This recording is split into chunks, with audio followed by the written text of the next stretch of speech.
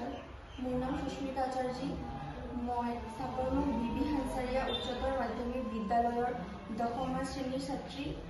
আজি আমি এই প্ৰকল্পটো বাছি লোৱাৰ উদ্দেশ্য হ'ল আমাৰ প্ৰকৃতিত বহুতো গছ পুলি বা উদ্ভিদ পোৱা যায়, যিয়ে আমাৰ দৈনন্দিন জীৱনৰ বহুতো বেমাৰ আজাৰ আৰু ৰোগৰ পৰা মুক্তি প্ৰদান কৰে। আমাৰ এই প্ৰকল্পটোৰ নাম আমি ৰাখিছোঁ ঔষধি জাতীয় উদ্ভিদসমূহ আৰু সেইবোৰ ব্যৱহাৰ সম্পৰ্কে জ্ঞান আৰু নথিভুক্ত কৰা।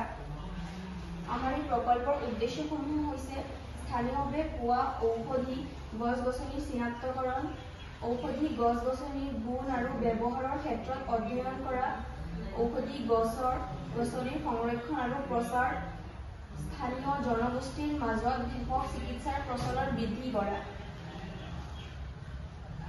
আমাৰ এই প্ৰকল্পৰ কাৰ্যপ্ৰণালীখিনি আমি ইয়াত আলোচনা কৰিবলৈ লৈছোঁ। এই প্ৰকল্পটো জৰীপ পদ্ধতিৰ দ্বাৰা কৰা হৈছে। এই প্ৰকল্পটোৰ কাম 19/12/2024 তাৰিখৰ পৰা আৰম্ভ হৈছিল। আমি 19/12/2024 তাৰিখে বিদ্যালয়ৰ সমীপত থকা 3 ঘৰ মানুহৰ ঘৰত গৈ তেওঁলোকৰ ঘৰত থকা ঔষধি গছবোৰৰ ওপৰত আলোচনা কৰোঁ। আমি আকৌ 20/12/2024 তাৰিখে 4 ঘৰ মানুহৰ ঘৰত গৈ তেওঁলোকৰ ঘৰত থকা ঔষধি গছ-গছনিৰ ওপৰত আলোচনা কৰোঁ। আমি 21/12/2024 তাৰিখে আকৌ 3 ঘৰ মানুহৰ ঘৰত গৈ তেওঁলোকৰ ঘৰত পোৱা বিভিন্ন ঔষধি গছ-গছনিৰ বিষয়ে আলোচনা কৰোঁ। এই গছ-গছনিৰ বিষয়ে আলোচনা কৰি আমি এটা সিদ্ধান্তত উপনীত হ'লোঁ যে এই গছ-গছনিয়ে আমাক দৈনন্দিন জীৱনৰ বহুতো ৰোগৰ পৰা আৰোগ্য প্ৰদান কৰিব পাৰে। এইবোৰৰ সঠিক ব্যৱহাৰ আৰু সঠিক প্ৰচলন যদি আমি কৰিব পাৰোঁ সমাজত, তেনেহ'লে এইখিনি আমাৰ দৈনন্দিন জীৱনত বহুতো উপকাৰ থাকিব পাৰিব। এই প্ৰকল্পটোৰ ফলাফলসমূহ আমি ইয়াত আলোচনা কৰিম। জৰীপ পদ্ধতিত পোৱা বিভিন্ন ধৰণৰ ঔষধি উদ্ভিদবোৰৰ নাম আমি ইয়াত অন্তৰ্ভুক্ত কৰিছোঁ।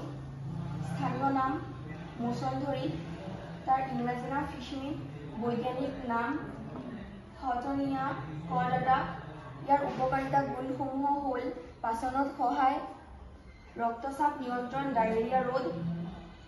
আমাৰ সচৰাচৰ সকলোৰে ঘৰত পোৱা আৰু এবিধ উদ্ভিদ বা গছপুলি হ'ল তুলসী, যাক আমি হলি বেচিল বুলি জানো। যাৰ উপকাৰিতা গুণসমূহ হ'ল বীজাণুনাশক, কাহ কোমল, মানসিক চাপ হ্ৰাস। তাৰ দৰে ঠিক আমি বহুতো ইয়াত উদ্ভিদৰ নাম অন্তৰ্ভুক্ত কৰিছোঁ। তাৰপিছত আমি এই প্ৰকল্পটোত পোৱা বিশ্লেষণসমূহ ইয়াত আলোচনা কৰিম। প্ৰকল্পটোৰ পৰা তলৰ বিশ্লেষণ আগবঢ়োৱা হ'ল। ঔষধি গছ-গছনিৰ বহল প্ৰচলন। অসমত তুলসী, নিম আদি ঔষধি গছ প্ৰচুৰ পৰিমাণে অসমত পোৱা যায়। গাঁও অঞ্চলত এই গছবোৰ প্ৰায় প্ৰতিটো ঘৰতে নিজৰ আংগন বা বাৰীত ৰোপণ কৰে। স্থানীয় জ্ঞান আৰু ব্যৱহাৰ প্ৰণালী।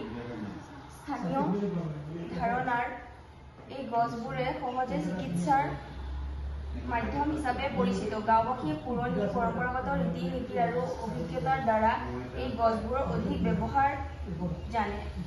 আমি এতিয়া এই প্ৰকল্পটোৰ সিদ্ধান্তসমূহ ক'বলৈ ওলাইছোঁ।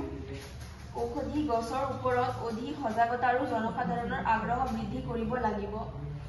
আমি এই ঔষধি গছবোৰৰ প্ৰচলন আমাৰ সমাজত অধিক পৰিমাণে কৰিব লাগিব। আজিৰ আমাৰ এই শিক্ষিত সমাজত এই ঔষধৰ ব্যৱহাৰ প্ৰায় বহুতো মানুহে নাজানে।